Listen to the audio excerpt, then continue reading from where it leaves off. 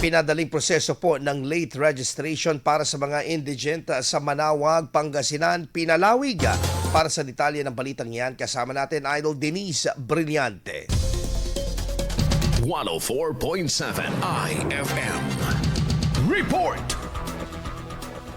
Pinalawig ng lokal na pamahalaan ng Manawag ang pinadaling pagproseso ng late registration para sa mga indigent sa pamamagitan ng Barangay Registration Assistance Program o BRAP na layong mas mapabilis ang pagkuha ng birth certificate. Batay sa ulat, nagpapatuloy ang programa simula 2 ng Pebrero upang mas mapalawak ang benepisyaryong hatid nito sa mga indigent constituents ng bayan na nahihirapang makumpleto ang mga kinakailangang dokumento para sa late registration. Continuation po ng tinatawag natin na Barangay Registration Assistance Project by PSA. Ang BRAP po or tinatawag nating Barangay Registration Assistance Program, ito po yung pagre-rehistro ng late registration na mas pinadali para po sa ating mga indigent na mga constituents. We acknowledge and we encourage everybody to take this program in consideration. Inagdaan na ng pamahalang bayan ang pagpapatuloy ng naturang programa bilang bahagi ng pagsisikap na matugunan ang pangangailangan ng mga residente sa pangunahing dokumento. Isa sa mga pangunahing requirement ng BRAP ang indigency certificate na maaaring kunin sa Municipal Social Welfare and Development Office. Ayon sa lokal na pamahalaan, mas simple at mas kaunti ang requirements sa ilalim ng BRAP kumpara sa dating pagproseso ng late registration na nangangailangan ng mas maraming dokumento. Dahil dito, hinihikayat ang publiko na samantalahin ang programa at magparehistro upang magkaroon ng legal na pagkakakilanlan. Kasabay nito, inanunsyo rin na kikilananin ang ilang benepisyaryo ng BRAP na matagumpay ng nakakuha ng kanilang birth certificate bilang patunay sa tagumpay ng programa. Kasama mula rito sa IFM News, digupan nito si Idol Denise Brillante, Tatak,